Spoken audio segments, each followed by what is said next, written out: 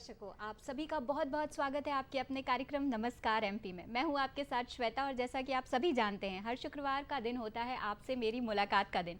और आज इस दिन को और भी खास बनाने के लिए आपके लिए कुछ खास लेकर आए हैं हम आपके अपने कार्यक्रम नमस्कार एमपी में। आपको बता देते हैं कि ये कार्यक्रम लाइव फोन इन कार्यक्रम है। इसमें आप हमारे विषय विशेषज्ञों से सीधे रूप से बातचीत कर सकते हैं, जिसके लिए आपको डायल करना होगा हमारे फ़ोन नंबर। स्टूडियो के फ़ोन नंबर्स आपके टेलीविजन स्क्रीन पर भी दिखाए जा रहे हैं। भोपाल के एसटीडी कोड 0755 के साथ आपको डायल करना होगा 26600049। इसके अलावा हमारे पास एक टोल फ्री नंबर है, यानी कि जिस पर कोई भी शुल्क लागू नहीं किया जाएगा, और वो नंबर है 1800233040। मैं उम्मीद करती हूँ कि दोनों नंबर आपने नोट डाउन कर लिए होंगे। तो चलिए कार्यक्रम को आगे बढ़ाते हैं। आप सभी को हमारी ढेर सारी शुभकामनाएं कि आपका आज का दिन बहुत शुभ हो। इसके साथ ही आपको बताते हैं कि आज की तिथि क्या है। तो आइए शुरुआत करते हैं कार्यक्रम में आज की तिथि से। आज विक्रम संवत 2079 के कार्तिक माह के कृष्ण पक्ष की एकादशी तिथि है। दिनांक 21 अक्टूबर 2022 और दिन है शुक्रवार। आप सभी का दिन बहुत मंगलमय हो। और आज जिन सभी का जन्मदिन है उन सभी को मध्य प्रदेश दूरदर्शन की तरफ से ढेर सारी बधाइयाँ। जी आइए अब आगे बढ़ते हैं। आपको बताते हैं कि आज का विचार क्या है, क्योंकि विचार का महत्व हमारे जीवन में बहुत अधिक होता है और हम विचारों से ही प्रेरणा लेते हैं। तो आइए देखते हैं आज का विचार क्या है। सुबह का मतलब केवल सूर्योदय नहीं होता, यह सृष्टि की सबसे खूबसूरत घटना है, जहां अंधकार को मिटाकर सूरज नई उम्मीदों का उजाला फैलाता है। दर्शकों देखिए, इन चंद लाइनों में कितनी सारी बातें छुपी हुई है। हमारे जीवन में अगर अंधकार है, हम किसी बुरे समय से गुजर रहे हैं, तो यकीन मानिए, धैर्य रखिए, धीरज रखिए, आने वाला कल आपके लिए बेहतर भविष्य लेके आएगा। जैसे हर रात के बाद एक नई सुबह होती है, वैसे ही हमारे जीवन में हमेशा दुख के बाद सुख आता ही है। आइए, ये तो हुई विचार की बात। अब चलते हैं इतिहास के झरोके से झांकने के लिए, यानी कि 21 अक्टूबर का दिन इतिहास में किस तरीके से खास था आपको दिखाएंगे। इंग्लैंड के संसद ने सन 1955 में फिलिप को स्पेन के राजा के रूप में मानने से मना कर दिया था। इसके अलावा गुरु रामदास ने अमृतसर नगर की स्थापना 1577 में की थी आज ही के दिन। नेताजी सुभाष चंद्र बोस ने 1934 में आज ही के दिन आज़ाद हिंद फौज की स्थापना की थी सिंगापुर में। और जयप्रकाश नारायण ने 1934 में कांग्रेस सोशलिस्ट पार्टी का गठन किया गया था।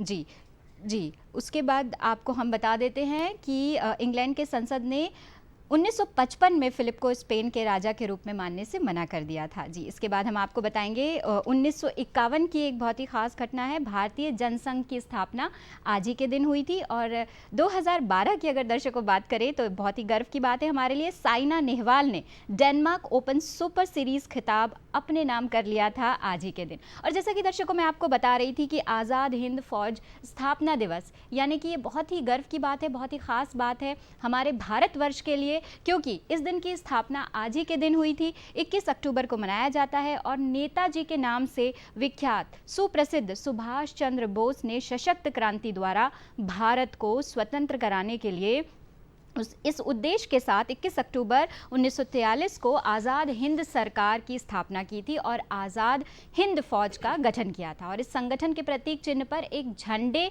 पर दहाड़ते हुए बाघ का चित्र अंकित है। इसके अलावा आज पुलिस स्मृति दिवस है दर्शकों, और विश्व आयोडीन अल्पता दिवस भी हम 21 अक्टूबर के दिन मनाते हैं। इस विषय पर आज हम खास बात करेंगे। इसके अलावा एक और खास दिवस है विश्व तंबाकू सेवन निषेध दिवस। ये बहुत ही खास दिन है 21 अक्टूबर का दिन। और इसके साथ ही आपको बता देते हैं कि कल, यानी कि हम कल धनतेरस का पर्व मनाने वाले हैं। दीपावली आ गई है दर्शकों, कल धनतेरस होगी, उसके बाद फिर छोटी दीपावली और हम फिर 24 तारीख के दिन बड़ी दीपावली मनाएंगे। तो दूरदर्शन परिवार की ओर से, मेरे ओर से, हम सभी की ओर से आपको दीपावली की हार्दिक हार्दिक शुभकामनाएं। चलिए, ये तो हुई बहुत सारी बातें कार्यक्रम में शुरुआत में, लेकिन अब हम जिस प्रकार से आगे बढ़ रहे हैं तो अब समय हो गया है आपको हमारे आज के विषय विशेषज्ञों से मिलवाने का। तो आइए आपका परिचय कराते हैं हमारे खास मेहमानों से। आज हमारे साथ हैं डॉक्टर आदर्श वाजपेयी, हम उनका स्वागत करते हैं। नमस्कार डॉक्टर साहब, आपका बहुत बहुत स्वागत है हमारे कार्यक्रम में। आप एसोसिएट प्रोफेसर हैं। और इन्हीं के साथ आज हमारे साथ हैं डॉक्टर राहुल अग्रवाल। अग्रवाल जी, आपका भी बहुत बहुत स्वागत है कार्यक्रम नमस्कार एमपी में। और आज हमारे साथ दोनों डॉक्टर साहब हैं और आज हम बहुत ही ख़ास बात करने वाले हैं। तो टेलीफोन नंबर्स लगातार टेलीविज़न स्क्रीन पर दिखाए जा रहे हैं। आज हम डॉक्टर राहुल अग्रवाल से जानेंगे कि दीपावली आने वाली है, इस विषय में बहुत ही ख़ास बिंदु है, वो ये है कि किस प्रकार से अपनी आँखों की सुरक्षा की जाए। क्योंकि अक्सर ऐसा होता है कि दीपावली के माहौल में हम खाने पीने में, बातचीत में, मेहमानों में लग जाते हैं और बच्चों को अक्सर खुला छोड़ देते हैं कि वो जाकर पटाखे चलाएं।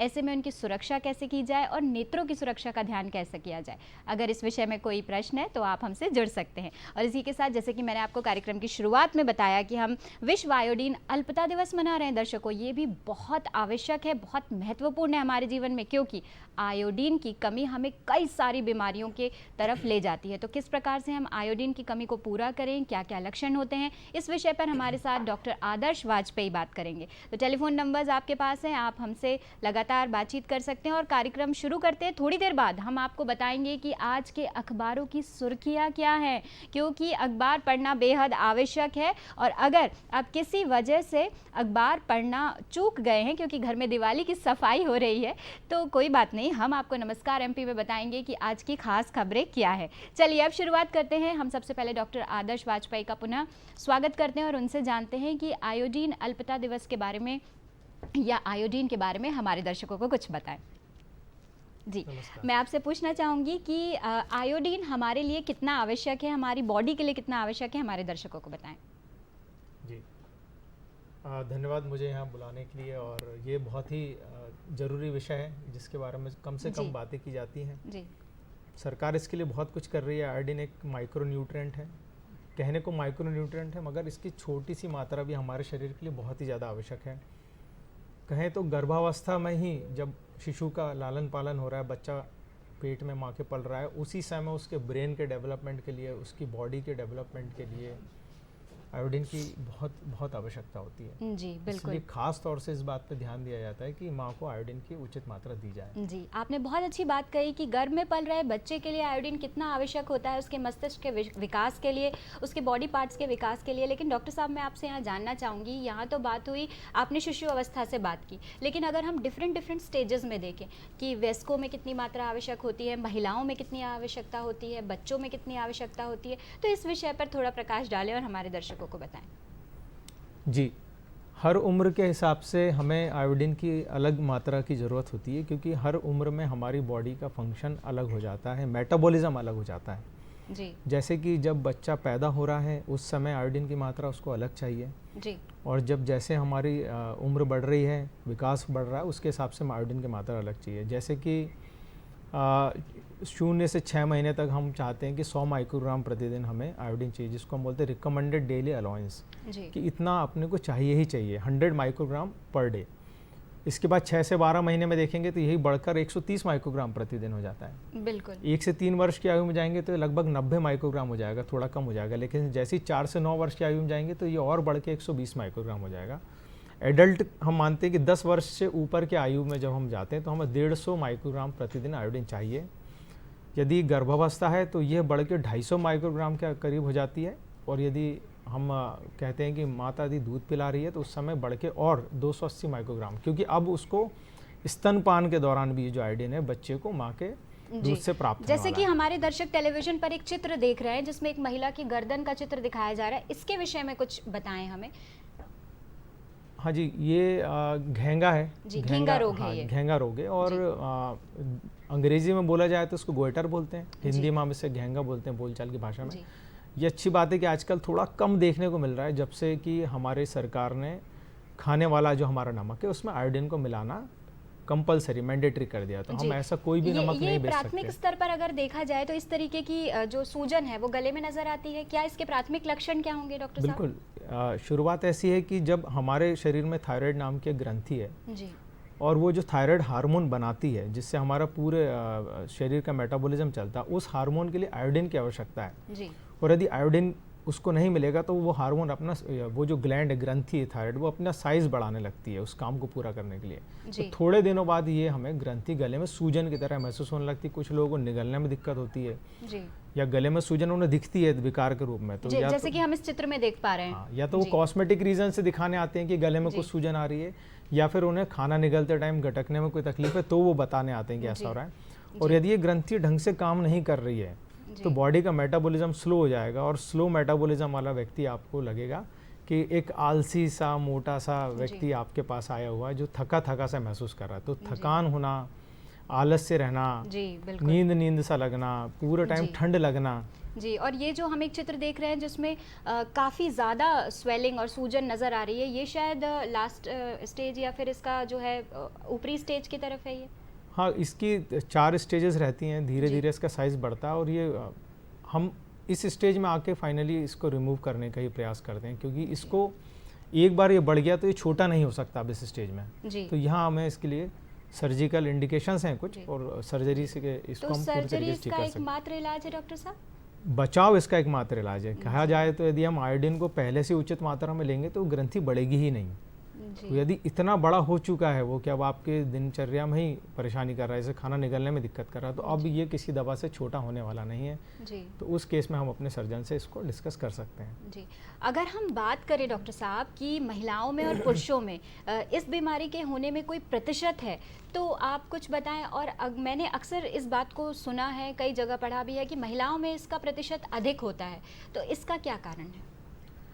देखिए, आयोडीन की कमी से होने वाला घेंगा जी सबके लिए, नमक यदि आयोडाइज मिल रहा है तो सबको बराबर आयोडीन मिलेगा, तो ऐसा प्रतिशत नहीं देखने को मिलेगा आयोडीन की कमी से होने वाले घेंगे में जी। लेकिन यदि बात हाइपोथायरॉयडिज्म की जाए, जब ये ग्रंथि बढ़ती है और थायराइड हार्मोन कम स्रावित होता है, जिसको हाइपोथायरॉयडिज्म बोलते हैं, वो अधिक से अधिक समय ऑटो इम्यून रहता है, और autoimmune disorders in general ही महिलाओं में ज़्यादा देखने को मिलता है। इसलिए यदि हम ऑटो इम्यून हाइपोथायरॉयडिज्म की बात करेंगे तो बिल्कुल बात सही है, महिलाओं में ज़्यादा देखने को मिलता है जी।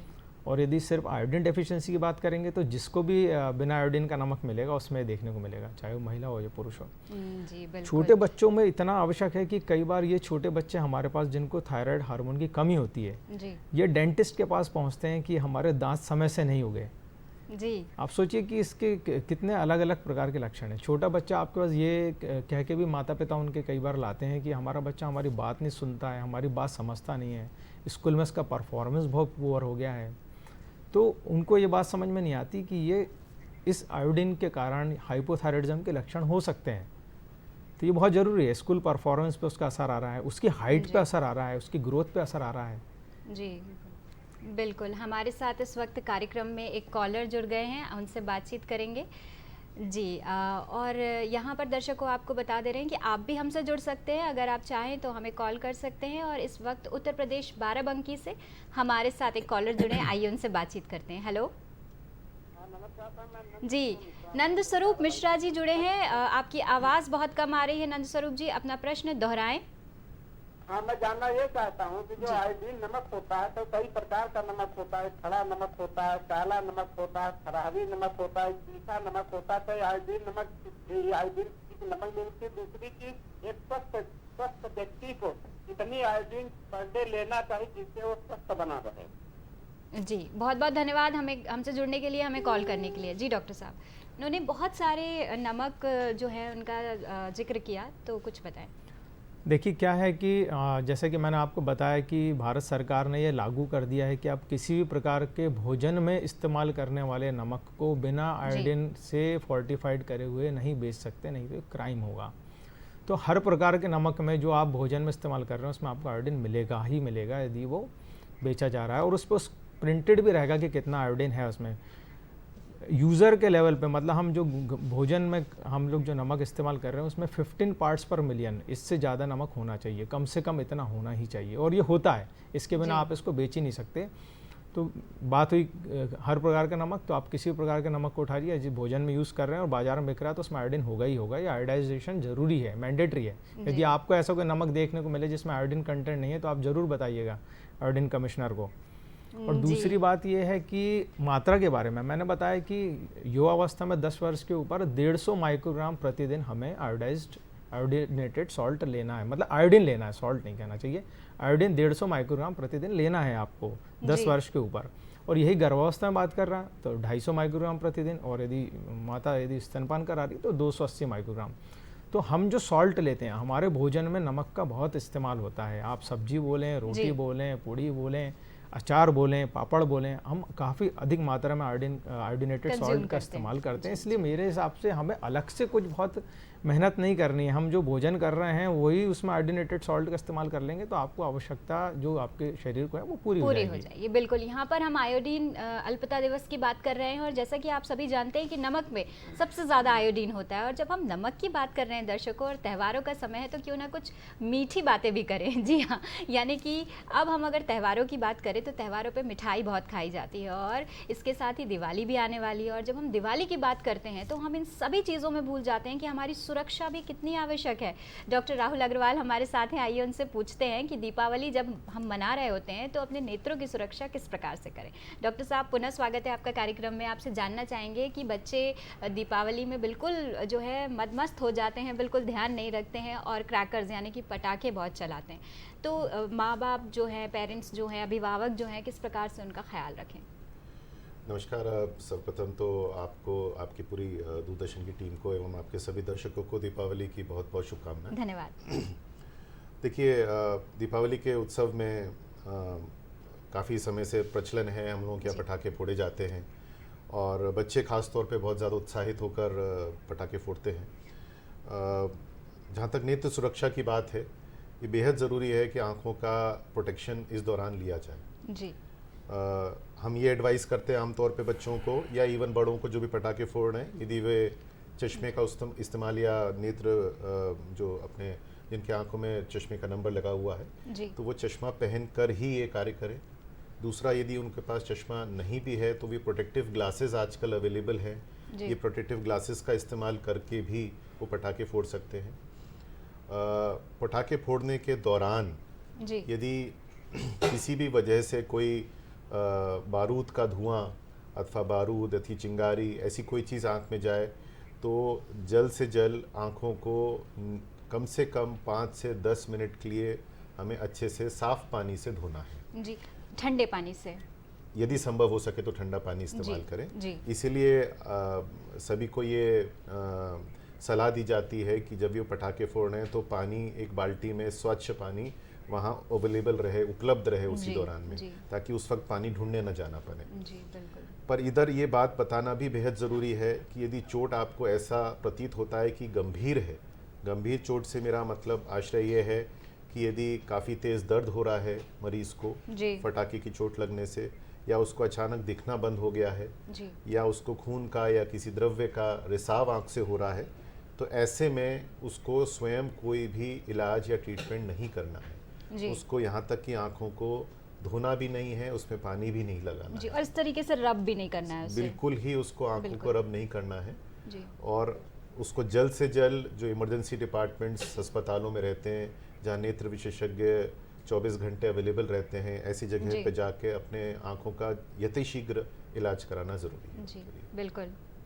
तो ये बहुत अच्छी बात आपने बताई आँखों को लेकर, और आँखें सबसे अनमोल हैं हमारे लिए, और मुझे लगता है कि आँखों से हम इस खूबसूरत दुनिया को देखते हैं और उनका ध्यान रखना भी हमारे लिए बेहद आवश्यक है। और जैसा कि आपने बताया दर्शकों, मुझे लगता है कि ये सलाह आपके बहुत ही ज़्यादा काम की है। आवश्यक है कि जब भी आप पटाखे चलाएं तो एक बकेट में पूरा जो है फुल पानी, साफ़ पानी आप भर के आसपास रखें, क्योंकि दुर्घटना से देर भली। मुझे लगता है कि अगर आप पहले ही इंतज़ाम करके रखेंगे तो आपको कभी भी इसकी आवश्यकता ही नहीं पड़ेगी। जी, और जब भी पटाखे चलाएं, घर के बच्चे पटाखे चलाएं, तो उनके घर के जितने भी बड़े लोग हैं वो उनके पास खड़े रहें, उनकी सेफ्टी के लिए, उनकी सुरक्षा के लिए।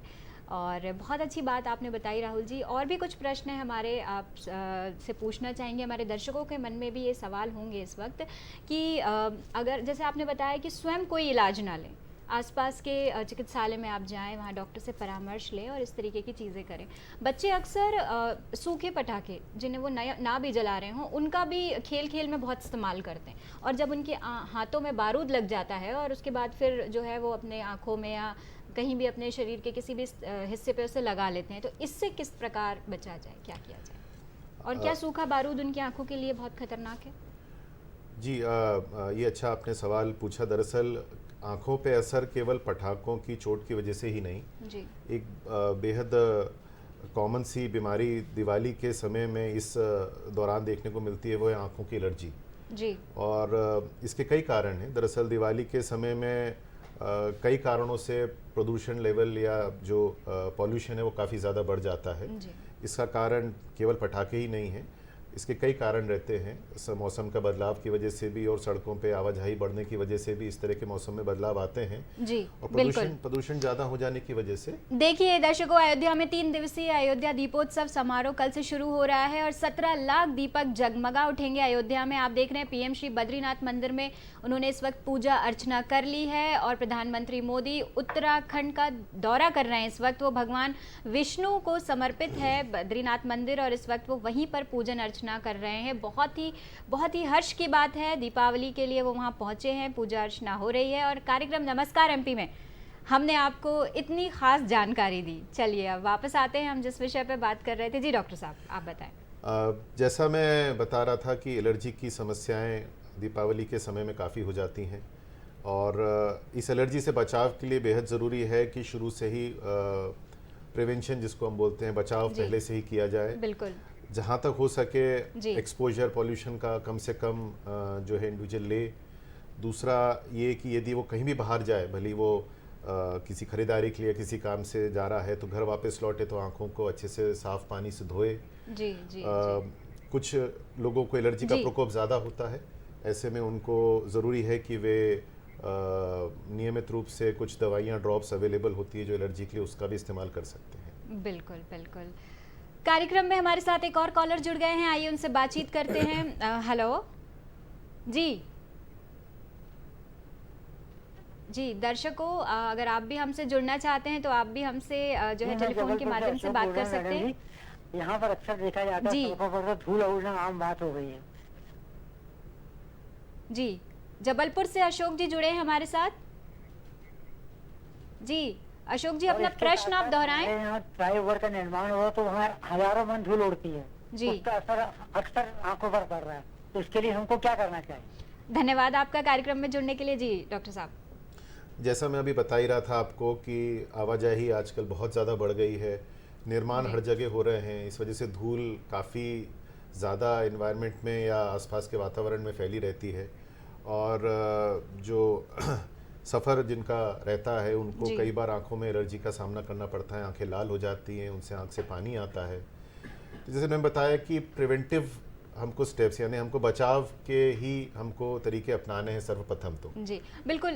डॉक्टर साहब, आपको यहाँ रोकना चाहूँगी कि अक्सर ऐसा होता है, पहली बात तो ये कि मैं जानती हूँ और हमारे दर्शक भी जानते हैं कि हमें स्वयं का इलाज स्वयं नहीं करना चाहिए, फिर भी अक्सर ये होता है कि अगर आँखों में किसी भी प्रकार की इरिटेशन हो रही है या जलन हो रही है या घर में किसी मेंबर को कोई दिक्कत है तो हम लोग जो है कोई आई ड्रॉप इस्तेमाल कर लेते हैं। मार्केट में या ब्रांडेड कुछ जो भी आई ड्रॉप्स अवेलेबल होते हैं मेडिकल स्टोर्स पे, हम उन्हें बिना किसी चिकित्सक के परामर्श के ले आते हैं और उससे डालना शुरू कर देते हैं और हमें लगता है कि हमारी आंखों को ठंडक मिल रही है। ये कितना सही है और क्या हमें इसे करना चाहिए? जी नहीं, ये बिल्कुल सही नहीं है जी, और इसको हम ओवर द काउंटर मेडिसिन बोलते हैं। वे दवाइयाँ जो आप बिना परामर्श के सीधे दवाई की दुकान से लेते हैं, डॉक्टर्स इसकी सलाह कभी नहीं देते। उसका कारण ये रहता है कि बहुत भिन्न भिन्न तरह की दवाइयाँ उपलब्ध हैं। जहाँ तक नेत्रों का सवाल है, अलग अलग तरह की आई ड्रॉप्स अवेलेबल हैं। जी बिल्कुल। और किस बीमारी के लिए कौन सी आई ड्रॉप सही रहेगी, ये उस बीमारी को, उस मरीज़ को देखने के बाद ही तय होता है और उसके अनुसार ही उसको दवाइयाँ दी जाती हैं और उनको किस डोज में लेना है, किस मात्रा में लेना है, कब तक चलाना है, कब बंद करना है, ये सारी जानकारी मरीजों को स्वयं नहीं होती है।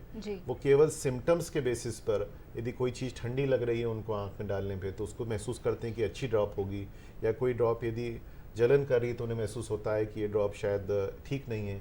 इस अनुसार अपना निर्णय लेते हैं और दवाइयों को चालू अथवा बंद कर देते हैं। जी बिल्कुल। मैं आदर्श जी से भी पूछना चाहूँगी डॉक्टर साहब, जैसे कि बताया कि बिना परामर्श के दवाइयाँ नहीं लेनी चाहिए और अगर घेंगा जैसा रोग है या आयोडीन की कमी वाला कोई रोग है तो क्या बिना परामर्श के कोई दवा लेना सही है और क्या करना चाहिए लोगों को? हाँ देखिए, इसमें दो चीज़ हैं। पहले तो ये कि ये बात समझ में आए कि आयोडीन की कमी हो भी रही है कि नहीं, समझना बहुत ज़रूरी है। और लोग जैसे थकान हो रही है या दांत नहीं उग रहे हैं या बच्चे का स्कूल परफॉर्मेंस कम हो रहा है हाइपोथायराइडिज्म की वजह से, तो इस चीज़ का ओवर द काउंटर मेडिकेशन से वो लोग काफ़ी समय इलाज करने के बाद हमारे पास आते हैं। जैसे वो खुद से ही मल्टीविटामिन लेने लगते हैं खुद से ही किसी क्रुक से या झोला छाप से जाके इंजेक्शंस लगवा लेते हैं। कुछ लोग जी। इस थकान को मिटाने के लिए बच्चों को स्टेरॉइड्स देने लगते हैं। बिल्कुल। तो उन्हें ये बात समझ में नहीं आती कि इसकी जड़ में कौन है। इसकी जड़ में वो ग्रंथि है थायराइड, जिसकी कमी से ये सब हो रहा है। तो वो उस ग्रंथि का इलाज तो नहीं करते, लेकिन उस थकान का इलाज जी। विचित्र रूप से कर लेते हैं। जी और जब ये रोग बढ़ जाता है या ग्रंथि इतनी बड़ी हो जाती है कि अब हम उसके पास ऑपरेशन के अलावा कोई हमारे पास कोई चारा नहीं है, तब वो हमारे पास आते हैं। तो मेरा ये कहना है कि यदि सामान्य थकान को भी इस उम्र के बच्चे को, छोटी उम्र के बच्चे जनरली थके हुए नहीं रहते, बहुत एनर्जेटिक रहते हैं। होते हैं। बिल्कुल। तो स्कूल परफॉर्मेंस उनका कमज़ोर हो रहा है, उनको आपकी बात समझ में नहीं आ रही है, उनका डेंटिशन सही नहीं है, दांत सही उम्र में नहीं उग रहे हैं, सही उम्र से उनकी हाइट नहीं बढ़ रही है। इन सभी लक्षणों पर तो हमें इन ध्यान सभी रखना लक्षणों पे आवश्यक हमें ध्यान देना चाहिए। इनका घरेलू उपाय नहीं करना चाहिए, और वो करते हैं। मल्टीपल विटामिन खा जी, लेते जी, हैं, जी। मल्टीपल दवाइयाँ ले लेते हैं, झोला छापों को भी दिखा लेते हैं, है। बिल्कुल बिल्कुल। लेकिन इसके लिए वो चिकित्सक को नहीं मिलते। और मुझे लगता है कि ये बच्चों में लो एनर्जी होना ये बिल्कुल भी स्वाभाविक नहीं है, और इसके लिए ज़रूर से ज़रूर एक विशेषज्ञ से मिलना ही चाहिए, और इसको जी। करेक्ट किया जा सकता है। सबसे बड़ी बात यह है कि ब्रेन का डेवलपमेंट यदि एक बार माँ के गर्भ में या शुरू के 2 वर्ष में यदि ब्रेन का डेवलपमेंट खराब हो गया, यदि ढंग से ब्रेन डेवलप नहीं हो पाया, तो पूरी ज़िंदगी भर इस बीमारी को लेकर उसको चलना है, क्योंकि अब इसके बाद इसका इलाज नहीं है। ये बुरी बात है, लेकिन सबसे अच्छी बात है प्रिवेंटेबल है 100%। 100% आप इससे बच सकते हैं। ये एक ऐसी बीमारी है, इसको होने से भी बचा जा सकता है। सिर्फ इतनी सी बात है कि आपको आयोडाइज नमक खाना है, बस कुछ अलग से नहीं खाना। जी बिल्कुल। इम्पोर्टेंट क्या है, किस समय नमक का इस्तेमाल करना है। जी बिल्कुल, और बहुत आवश्यक भी है दर्शकों। जैसे कि हमने जाना कि नमक का हमारे जीवन में बहुत महत्व है। आयोडीन की जो कमी है वो हमें कई सारे रोगों से ग्रस्त कर सकती है, लेकिन अगर हम इसे उचित मात्रा में लें, सही तरीके से लें, तो हम बहुत सारी चीज़ों से बच भी सकते हैं। आइए डॉक्टर राहुल अग्रवाल से कुछ बात करते हैं। डॉक्टर राहुल, आपसे मैं गुजारिश करूँगी कि आप हमारे दर्शकों को बताएं कि क्या वो खास करें इस दिवाली पे अपने बच्चों की आंखों की सुरक्षा के लिए। कोई एक जाते जाते एक छोटा सा सलाह उन्हें देते जाएं। जी, इस दिवाली पे मैं उनको यही सलाह दूंगा कि आज कल ये बहुत देखा जा रहा है कि बच्चे ख़ास तौर पे उनका स्क्रीन टाइम बहुत ज़्यादा बढ़ गया है। तो ऐसा अभी नई शोध में पता चला है कि यदि किसी भी इंडिविजुअल का, किसी भी मरीज़ का यदि उसका स्क्रीन टाइम जो भले वो मोबाइल पे, लैपटॉप पे, कंप्यूटर पे अथवा टैबलेट पे व्यतीत करता है, ख़ास तौर पे बच्चे आजकल बहुत ज़्यादा मोबाइल का इस्तेमाल करते हैं। तो इस दिवाली ऐसा प्रण लें कि उनका थोड़ा स्क्रीन टाइम, माँ बाप भी और अपने बच्चों को समझाइश दें कि वो स्क्रीन टाइम अपना थोड़ा कम करें। ये कई शोधों में आया है कि अगर दिन भर में 2 घंटे से ऊपर स्क्रीन टाइम किसी का भी रहता है तो उसका काफ़ी ज़्यादा दुष्प्रभाव आंखों पे पड़ता है।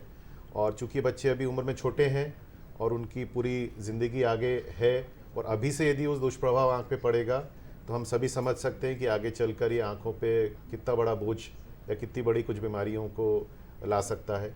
इसलिए मेरा सभी को सुझाव भी है और सभी दर्शकों को कि वे इस दिवाली प्रण लें कि अपना थोड़ा मोबाइल का स्क्रीन टाइम बच्चों का कम कराएंगे। जहाँ तक हो सकेगा मोबाइल केवल जो पढ़ाने के लिए, ऑनलाइन टीचिंग के लिए या ज़रूरी चीज़ों के लिए इस्तेमाल है वो भले ही जारी रहने दें, बाकी वो मोबाइल का इस्तेमाल जितना हो सके वो कम करें। जी जी जी जी, बहुत बहुत धन्यवाद आपका। आपने बहुत अच्छी जानकारी दी, बहुत अच्छी सलाह दी हमारे दर्शकों को। और इसी से जुड़ा हुआ एक और सवाल मेरे मन में आ गया है। कंप्यूटर सिंड्रोम करके भी एक बीमारी है, उसके बारे में भी कुछ बताते जाएं हमारे जी। ये कंप्यूटर सिंड्रोम जो बोलते हैं, कंप्यूटर आई सिंड्रोम, इसका अब नया नाम डिजिटल आई स्ट्रेन हो गया है जी।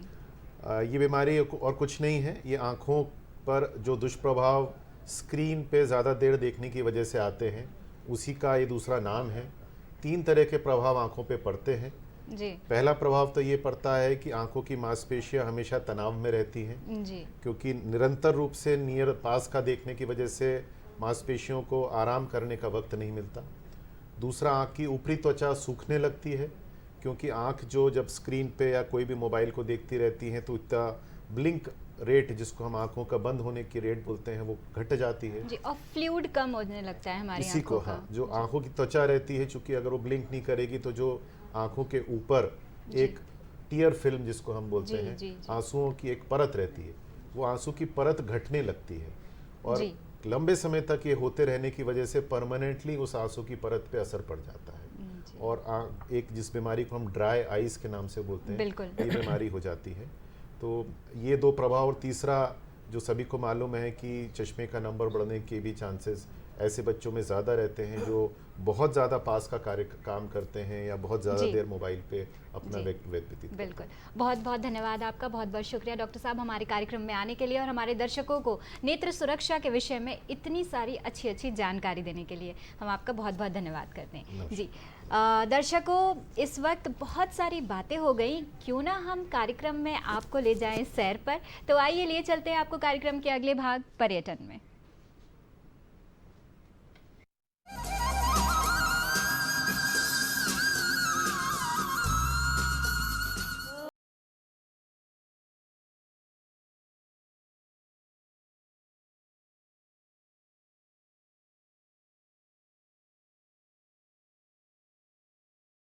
स क्षिप्रा गतिश्चैव सुनिर्मला उज्जैनियां विशालाक्षी वासः कस्या न रोचयेत।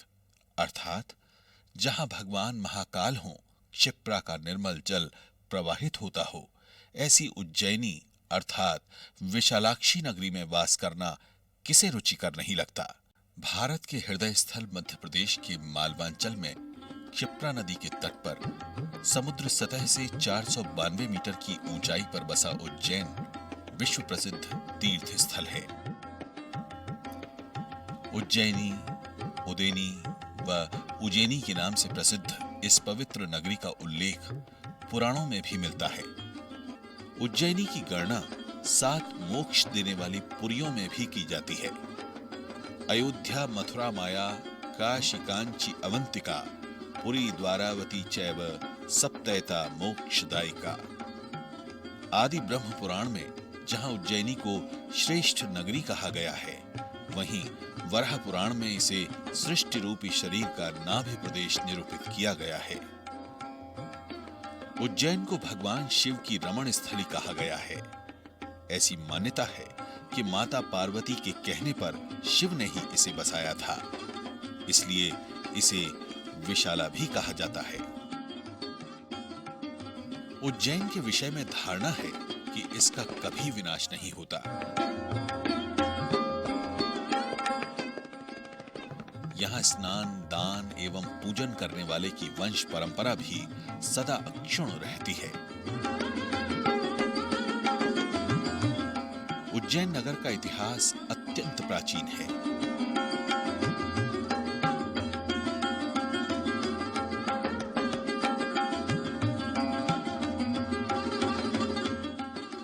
स्कंद पुराण के अनुसार अवंती के देव अध्यक्ष ने त्रिपुरी के राज्याध्यक्ष पर विजय पा लेने पर इस नगरी का नाम उज्जैनी कर दिया था। ज्योतिर्लिंग महाकालेश्वर के कारण ये शिव नगरी के रूप में सांदीपनी आश्रम में कृष्ण, बलराम एवं सुदामा की विद्या स्थली के रूप में हरसिद्धि सहित सभी मातृकाओं की पीठ होने से शक्ति के स्थान के रूप में सत्यवादी राजा हरिश्चंद्र की मोक्ष स्थली, सप्तऋषियों की निर्वाण स्थली, विक्रमादित्य की राजधानी, भर्तृहरि की योग स्थली एवं महाकवि कालिदास, बाणभट्ट और आयुर्वेद जनक भगवान धन्वंतरी की कर्म भूमि के रूप में जानी जाती है।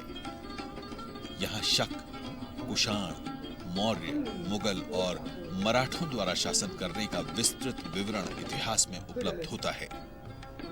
महाराज बिंदुसार की मृत्यु के बाद उनके पुत्र सम्राट अशोक ने यहाँ शासन किया। उनके पुत्र महेंद्र और पुत्री संघमित्रा ने बौद्ध धर्म के प्रचार हेतु यहीं से लंका की ओर प्रस्थान किया था। उज्जैन को जैन धर्म का उद्भव स्थल भी माना जाता है। जी तो मैं ऐसा ठीक हूँ। दर्शकों, यहाँ पर हमने आपको महाकाल लोक की सैर कराई, यानी कि उज्जैन नगरी की सैर कराई। बाबा महाकाल की नगरी है ये। आपने यहाँ पे भर्तृहरि गुफा, सांदीपनी आश्रम, मंगलनाथ मंदिर, बहुत सारी ऐसी सुंदर सुंदर जगह हैं, पौराणिक जगह हैं, जहाँ पर हम आपको दर्शन के लिए लेकर गए। और यहाँ पर आपने देखा बैठे बैठे उज्जैन। और बीते 15 अक्टूबर को माननीय श्री प्रधानमंत्री जी भी उज्जैन पधारे थे और उन्होंने जो है यहाँ पर देखा महाकाल जो कॉरिडोर है उसके दर्शन आपको कराए। और देखिए, आपको बता रहे हैं सियांग जिले के पास सेना का हेलीकॉप्टर क्रैश हो गया है। नरेंद्र मोदी का उत्तराखंड दौरा भी आपको दिखा रहे हैं। ये देखिए, आप यहाँ पर देख सकते हैं नरेंद्र मोदी भारत के प्रधानमंत्री उत्तराखंड में इस वक्त, और बद्रीनाथ में पूजा अर्चना उन्होंने की है और लोगों का अभिवादन स्वीकार करते हुए जी। और ये आपको मंदिर के दर्शन भी हम सीधे रूप से करा रहे हैं। आप यहाँ पर देख रहे हैं भगवान विष्णु को समर्पित है बद्रीनाथ मंदिर, और माननीय मुख्यमंत्री प्रधानमंत्री जी यहाँ पर नज़र आ रहे हैं जी। चलिए दर्शकों, अब आपको कार्यक्रम में हम बताते हैं कि अब आप आज के मेहमान से आपको मिलवाने वाले हैं। हमारे साथ हैं मीता दास जी। आइए उनका परिचय आपसे कराते हैं। मीता दास जी, आपका बहुत बहुत स्वागत है कार्यक्रम नमस्कार एमपी में जी। आप एक कवित्री हैं, एक लेखिका हैं, और साथ ही साथ आप अनुवाद भी करती हैं। आपकी कई सारी रचनाएँ हैं जिन्हीं सब के बारे में हम बात करेंगे। आइए मीता जी से जानते हैं कि कैसे उन्होंने शुरुआत की, क्या क्या वो लिखती हैं, और किस विषय पे वो लिखना पसंद करती हैं जी। सबसे पहले मैं अपना परिचय जी एक कवित्री और कहानीकार और अनुवादक के रूप में ही देना चाहूँगी। और सबसे ज़्यादा महत्वपूर्ण है कि मैं बंगाली मेरी मातृभाषा होते हुए भी मेरी पूरी शिक्षा दीक्षा हिंदी बेल्ट में हुई, इसलिए हिंदी से भी मैं उतनी ही वाकिफ़ हूँ। इसलिए दोनों भाषाओं में कहानी कविता लिखती हूँ और दोनों भाषाओं में एक सेतु का काम करती हूँ कि एक दूसरे की कविताओं को अनुदित करके हिंदी वालों को बांग्ला भाषी से परिचय और बांग्ला भाषा को हिंदी भाषा से परिचय कराती हूँ। बिल्कुल, बहुत तो अच्छी बात है। दो भाषाओं का ज्ञान जी। आप रखती हैं और इसमें आप इतना सब कुछ लिखती हैं, आपकी रचनाएं हैं। हमारे दर्शकों को आप कोई अपनी छोटी सी कविता सुनाएं, हम चाहेंगे कि कार्यक्रम नमस्कार एमपी में। मैं एक अपनी छोटी सी रचना मैं हिंदी में ही सुना रही हूँ, हिंदी वाला जी बिल्कुल। यहाँ हिंदी के ज़्यादा श्रोता और दर्शक हैं जी। तो मेरी कविता कल्प वृक्ष की माया। ना वो कोई कल्प वृक्ष है, न ही छल छल करती नदी, जिसने जब जो मांगा और ना मिला तो कर दिया शापित। ऐसी दृष्टि है वह देती है गड़बड़ हो गई थोड़ी सी। ऐसी सृष्टि है वह देती है वृक्ष की तरह फल फूल, करती तीमारदारी सुख दुख में, उसने नहीं ली खुशबू रात रानी की, जो मोंगरा और रजनीगंधा भी सोते जागते खुरचते रहे देह उसकी वृक्ष की तरह। इकट्ठी भी कर ली सबने अपने हिस्से की, किस्से कहानियाँ शिराओं और टहनियों पर वृक्ष की तरह निहारती है दूसर आँखों से। चिहुक उठना चिड़िया का सुनती है, जब हवा के हल्के झोंके में हिल उठता है चिड़िया का घोंसला। टहनी पर चिड़िया ने शायद दबा रखी थी कभी की आधी अधूरी रही सही जन्म जन्मांतर की पोथियाँ, और छुपा रखी है घोंसले में सुख दुख की जर्जर पोटलियाँ, जो आज तक खुली ही नहीं और बाँची भी नहीं गई पोथियाँ। जब वह एक पन्ना उड़ाती है पोथियों की ठहाके के साथ, फिर गूंज पिछली बाहरी पीढ़ियों के संग संग अगली पीढ़ियों तक सुनाई दे। हाथों में होती है छलकती नदी, होंठों पे होती है तृप्ति की लहर, आँखों में होती है उसकी अपनी मस्ती, और पाँव में होती है थिरकन, डिस्क में बजते धुन जैज की। वाह, बहुत खूबसूरत, बहुत ही उम्दा। डॉक्टर साहब, आपको कैसी लगी ये कविता? हाँ, मुझे कविता बहुत ही अच्छी लगी और उसको समझने में भी मुझे समय लगेगा जी जी जी बिल्कुल। क्योंकि कहते हैं ना कि जो लिखा है उससे भी कुछ ज़्यादा उसके अर्थ निकलते हैं। जी जी, इसमें पुराने पेड़ पौधों को जो हम या चिड़ियों को अपने साथी मानते थे, उसी पर से ही एक नारी जो है अपना जीवन को उसी में ही वो करती है। लेकिन आज जो उसके पग थिरकते हैं वो उन सब संगीत जो प्रकृति में हैं उन सब को जोड़कर वो जैज के धुन में भी, मतलब वो पुराने के साथ साथ अतीत के साथ साथ अपनी नई पीढ़ी में भी समाहित होती जा रही है, उसको भूलना नहीं है। तो जैज की भी कुछ धुन ऐसी हैं जो इन्हीं संगीतों में से ही निकलता है, क्योंकि संगीत एक नाद है, वो विश्व में फैला हुआ है। तो ज़रूरी नहीं कि जैज जो बना रहा है वो हमारी भारतीय संगीत से परिचित ना हो। जी जी, बहुत बहुत सुंदर व्याख्या इसकी, बहुत अच्छा लगा आपके साथ ये कविता सुन के। डॉक्टर साहब, जैसे कि आपको भी कविता पसंद आई है, लेकिन आज जो है, आज हम लोग आयोडीन जो है अल्पता दिवस मना रहे हैं, और इसके विषय में एक बहुत ही ख़ास सवाल मेरे मन में आया। हमारे दर्शकों को भी इसकी जानकारी होना आवश्यक है, और मुझे लगता है कि ये बिल्कुल सही समय है आपसे इस सवाल को पूछने का। जैसे कि हम जानते हैं कि नमक से आयोडीन की कमी पूरी होती है, क्या नमक के रखरखाव को लेकर कुछ सावधानियां बरती जाएं जिससे हमें अवगत होना चाहिए, तो हमारे दर्शकों को बताएं। ये बहुत ही, जैसे कहते हैं कि उत्तम प्रश्न है, और ये बहुत ज़रूरी है जानना, क्योंकि लोगों को लगता है कि हमने इतने सालों से आयोडीन से युक्त नमक खा रहे हैं, उसके बाद भी हमें आयोडीन की कमी क्यों हो रही है या घेंगा क्यों हो रहा है। क्योंकि किस तरीके से उस नमक को इस्तेमाल करना है, ये हमारी माताओं बहनों को, गृहिणियों को जानना बहुत आवश्यक है। जी। नमक खरीद लेना और नमक डाल देने से ही आपको आयोडीन नहीं मिलेगा, क्योंकि आयोडीन वाष्पित हो जाता है। नमक भी हमारा जिस तरीके से हवा से मॉइस्चर सोख लेता है, उसमें से आयोडीन वाष्पित होने की संभावना बहुत अधिक रहती है। तो हमें सबसे पहले क्या करना है कि हम किचन में रखते हैं नमक को गैस के पास, तो सबसे पहले उसको टेम्परेचर से दूर रखना है। दूसरा, ओपन सनलाइट यदि किचन में आ रहा है तो सनलाइट के कांटेक्ट में नहीं रखना है। तीसरा, एयर टाइट चैम्बर कंटेनर जो एयर टाइट हो, नहीं तो उसका आयोडीन उड़ जाता है। जी। तीसरा, यदि आपको नमक खरीदना है, तो मैं कह रहा हूँ यदि आप 1 किलो नमक खरीदना चाहते हैं, तो मैं चाहूँगा कि आप 200 ग्राम के 200 मिलीग्राम के 5 ले लें, 200 ग्राम के 5 ले लें तो 1 किलो हो जाए, ना कि 1 किलो इकट्ठा ले लें, क्योंकि इकट्ठा आप पैकेट लेके खोल देंगे फिर उसमें से आयोडीन उड़ता रहेगा। तो जितना आपको इस्तेमाल करना है उतना छोटा से छोटा आप पैकेट लें और उसी को खोल के आप इस्तेमाल करें।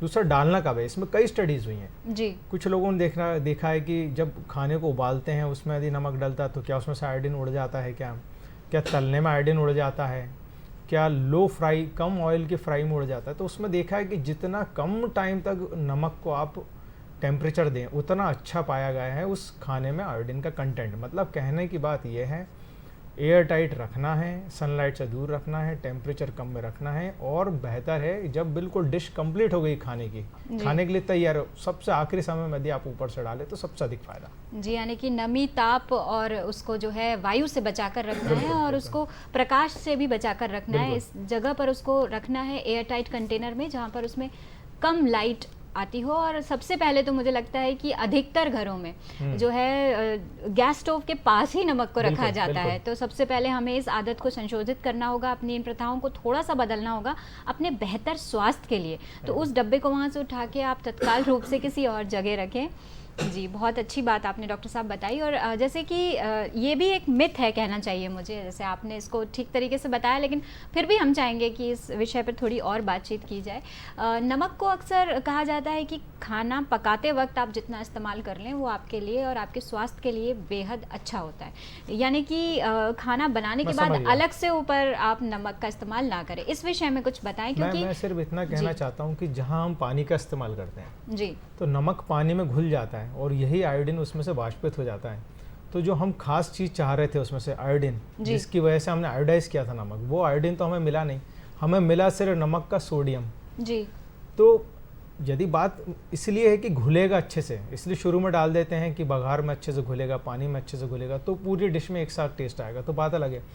तो हम कोई और तरीका ऐसा अपना सकते हैं जिसमें कि हम देखिए उसमें उसकी न्यूट्रिएंट वैल्यू बदल जाती है यदि पहले डालते हैं और बाद में डालते हैं। मैं चाहता हूँ कम से कम देर तक वो टेम्परेचर के संपर्क में रहे। जी। तो हमारी माताएं सबसे आखिरी में ऊपर से डालकर भी यदि बराबरी से मिलाएंगे तो भी हम उतना ही स्वाद आएगा, क्योंकि स्वाद तो माता के हाथ में ही है। जी, बिल्कुल सही कहा आपने, इस बात से तो मैं भी सहमत हूँ। लेकिन सबसे आवश्यक बात यह है कि टेबल सॉल्ट हम जिसका इस्तेमाल करते हैं, हम चाहे होटल में जाएं, कहीं भी जाएं, टेबल सॉल्ट भी हमें दिया जाता है। क्या जो लोग थायराइड जैसी बीमारी से जूझ रहे हैं या जिनको हाइपोथायरॉयडिज्म है, तो इस तरह के लोग अगर ऊपर से नमक डालें तो उनके लिए कितना घातक होगा, ये हमारे दर्शकों को बताएं। हाँ, देखिए इसमें एक बात एक है कि जो होटल में हम लोग नमक इस्तेमाल कर रहे हैं वो खुला हुआ ही रहता है पूरे टाइम। आप देखिएगा उसमें छेद रहते हैं और वो पूरे टाइम खुला हुआ रहता है जी। तो नमी भी पकड़ता है, धूप में भी रहता है और उसका आयोडीन भी उड़ जाता है। बिल्कुल। तो मुझे नहीं लगता कि वो बहुत ज़्यादा इस्तेमाल मतलब आपके फ़ायदे का है। और बात हुई हाइपोथायरॉयडिज्म की, तो जो अभी ज़्यादा हाइपोथायरॉयडिज्म देखने को मिल रहा है वो ऑटो इम्यून वेराइटी का मिल रहा है। तो ऑटो इम्यून हाइपोथायरॉयडिज्म में नमक से उतना बेनिफिट नहीं मिलेगा आयोडीन से, जितना कि हमें थायरोक्सिन हार्मोन से मिलेगा। इस बीमारी में क्या होता है कि हमारी जो ग्रंथि ही खराब होने लगती है और धीरे धीरे वो थायराइड हार्मोन ही बनाना बंद कर देती है। इसलिए हमें बाहर से थायरोक्सिन नाम की गोली खाना पड़ती है जो उसकी जगह लें। तो हम जिस हाइपोथायराइडिज्म की बात कर रहे हैं बच्चों में देखने को मिलता है नमक की कमी से जी। तो वो उसको दो ही तरफ से मिलता है, या तो माता के गर्भ में जब माँ अच्छे से खाएगी तो ही गर्भ में शिशु को मिलेगा, तो उसका दिमाग अच्छे से विकास करेगा, उसकी हड्डियाँ अच्छे से विकास करेगी, नहीं तो क्रिटिनिज्म हो सकता है, एक ऐसी बीमारी जिसमें ना तो उसका शरीर बढ़ता है ना उसका दिमाग का ग्रोथ होता है। तो एक ऐसा बच्चा मानसिक रूप से अपंग पैदा होता है। इससे बड़ी सजा कुछ नहीं हो सकती, सिर्फ आपके नमक खाने से आप मानसिक अपंगता को बचा सकते हैं।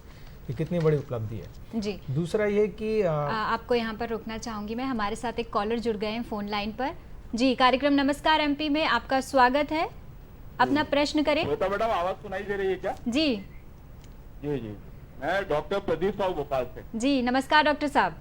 जी जी जी जी, डॉक्टर प्रदीप साहू हमारे साथ जुड़े हैं जी। मैं ये पूछना चाहता हूँ डॉक्टर साहब कि सामान्यतः लोग बाग आजकल आयोडीन कॉन्शियस तो हो गए, तो ठीक है, सरकार भी इस बात का ध्यान रख रही है कि नमक में, जनरल सॉल्ट में आयोडीन की कितनी क्वांटिटी होना चाहिए कि स्टैंडर्ड मापदंड सरकार ने निर्धारित कर दिया। लेकिन यही जो जनरल सॉल्ट होता है ये हाई ब्लड प्रेशर के लिए अच्छा नहीं होता है, क्योंकि हाई ब्लड प्रेशर के लिए आप डॉक्टर जानते हैं 3 सफेद चीजें नुकसान करती है, मैदा, शक्कर और नमक। और नमक हर दैनिक जीवन में यूज होने वाली सबसे ज्यादा चीज है जी। तो ऐसा देखा गया है कि सामान्यतः जो लोग सेंधा नमक यूज करते हैं उनको बीपी वगैरह और दूसरी प्रॉब्लम नहीं होती है, और आयोडीन का तो पता नहीं कि आयोडीन की कमी होती है कि नहीं होती है सेंधा नमक वालों को। तो आप इस बारे में क्या कहना चाहेंगे, क्योंकि ये जनरल नमक तो अभी सभी यूज कर रहा है, अभी स्विच नहीं करा लोगों ने, थोड़ा सा परसेंटेज है हिंदुस्तान की पॉपुलेशन का 5% जो कि सेंधा नमक यूज करता है। बिल्कुल, इस बारे में आपकी क्या राय है? आयोडीन का तो ध्यान रख रहा है लेकिन ये हाई ब्लड प्रेशर के लिए नुकसान करता है। बिल्कुल प्रदीप जी, बहुत बहुत धन्यवाद हमसे जुड़ने के लिए और इतना अच्छा प्रश्न पूछने के लिए जी। डॉक्टर साहब नहीं, प्रश्न बहुत अच्छा है और इसमें कई शोध हुए हैं। सफ़ेद नमक, हिमालयन नमक भी एक आया बीच में, रॉक सॉल्ट जी। हाँ, लो सोडियम नमक भी आ रहा है अभी मार्केट में, ऐसा नहीं है, लो सोडियम नमक भी आ रहा है, तो हम लो सोडियम नमक भी ले सकते हैं। लेकिन देखिए एक बहुत अजीब सी बात मैं आपको बताऊंगा कि हमारे पास ऐसे कई बुजुर्ग भर्ती होते हैं अस्पतालों में जो नमक की कमी की वजह से बेहोशी की अवस्था में आते हैं जी। तो ये कह देना कि नमक बिल्कुल ही नहीं खाना चाहिए, ये तो मेरे को कहीं से भी सही नहीं लगती बात। हाँ, दूसरी बात ज़रूरी है कि हम लोग मरीज़ को ज़रूर बोलते हैं कि आपका ब्लड प्रेशर बहुत ज़्यादा हो रहा है, क्योंकि आप सोडियम के लिए सेंसिटिव बहुत हैं। हर व्यक्ति बराबर ही उतना सेंसिटिव रहे ज़रूरी नहीं है, लेकिन कई लोग सोडियम के लिए बहुत सेंसिटिव होते हैं और उस व्यक्ति को यदि मुझे आयोडीन पहुंचाना है जो कि नमक के द्वारा नहीं आ रहा, तो सीवीड्स, सिर्फ एकमात्र हरी सब्जी अपन कह सकते हैं, सीवीड्स ऐसी रहती है जिसमें आयोडीन की प्रचुर मात्रा रहती है। तो आजकल तो सब कुछ ऑनलाइन इतना अवेलेबल हो गया, तो इंटरनेशनल सब्जियां हमारे पास आ जा रही हैं। तो सीवीड्स, ऐसे लोग आयोडीन की कमी को पूरा करने के लिए सीवीड से संबंधित पदार्थ ले सकते हैं, जैसे सी फिश ले सकते हैं यदि वो नॉन वेजिटेरियन है तो, क्योंकि समुद्र में आयोडीन का पूरा भंडार है। सबसे अजीब बात यह है कि यही जो पानी समुद्र से वाष्पित होकर जो बादल बनाता है और वही पानी गिर के हमारी ज़मीन के ऊपरी परत के ऊपर आयोडीन की एक लेयर बनाता है।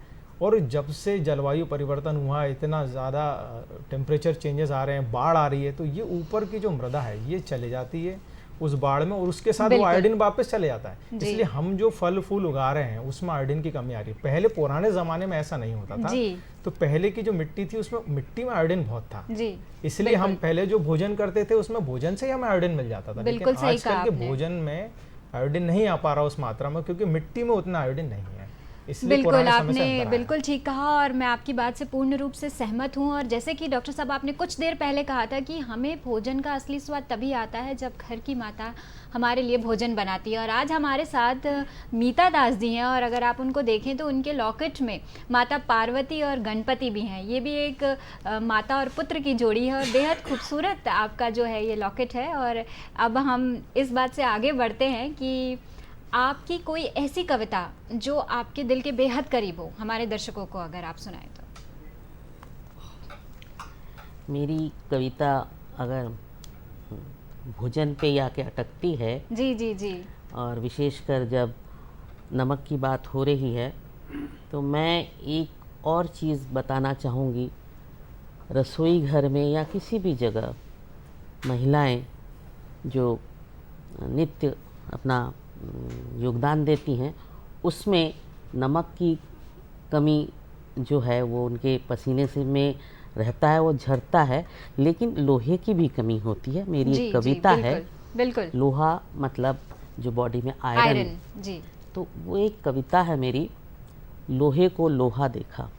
बिल्कुल हम सुनना चाहेंगे। बिल्कुल, मैं इस कविता को पढ़ती हूँ, छोटी सी कविता है।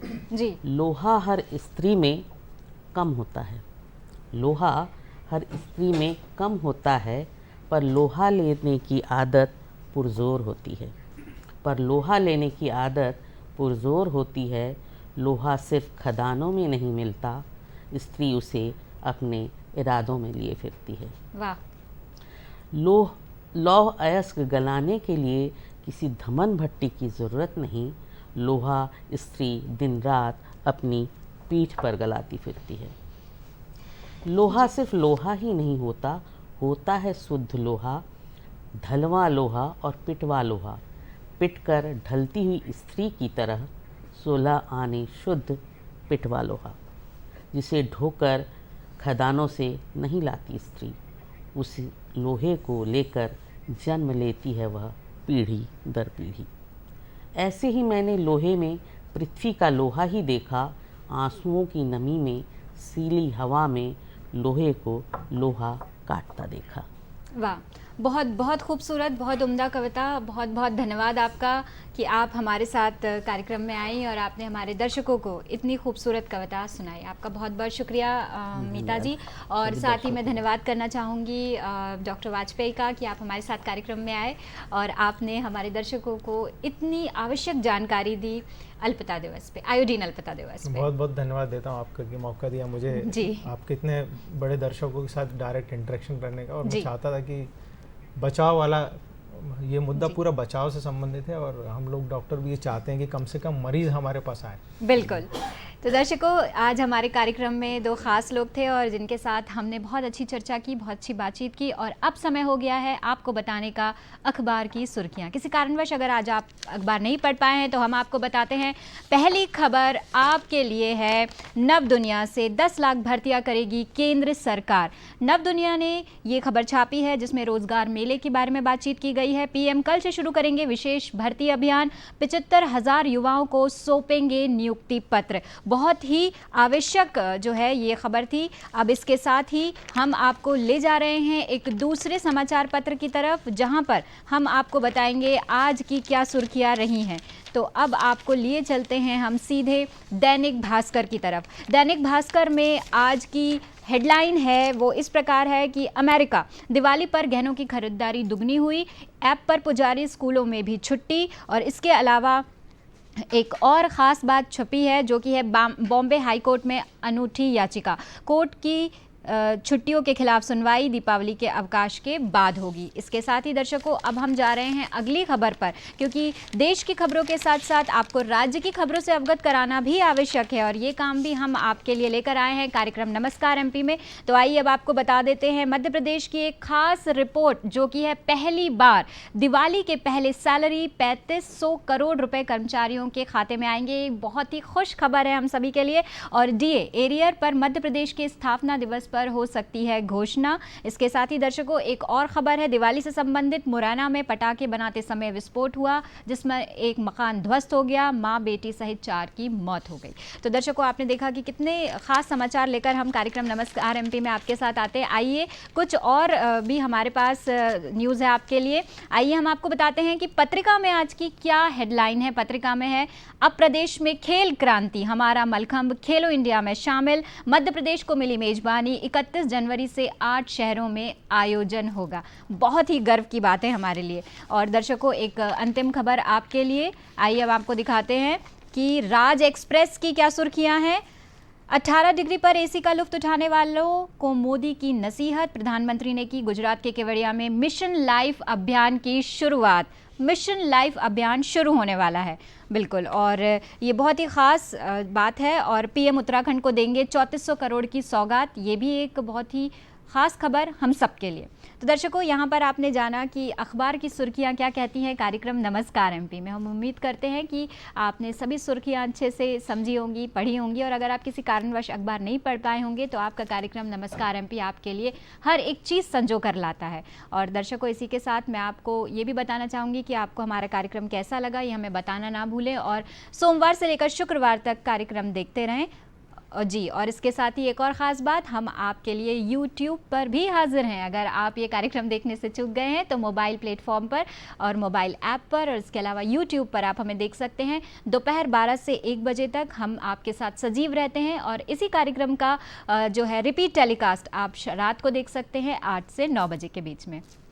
तो दर्शकों, ये तो था कार्यक्रम नमस्कार एमपी, जिसमें मेरे साथ यानी श्वेता के साथ आपने आज का ये दिन बताया। और जाते जाते पूरे दूरदर्शन मध्य प्रदेश परिवार की ओर से आप सभी को दीपावली और धनतेरस की ढेरों शुभकामनाएं, हार्दिक शुभकामनाएं। आप दीपावली मनाएं, अपनी सेहत का ध्यान रखें, सेफ दिवाली मनाएं और पर्यावरण का भी ख्याल रखें। आपसे इजाज़त लेती हूँ, नमस्कार।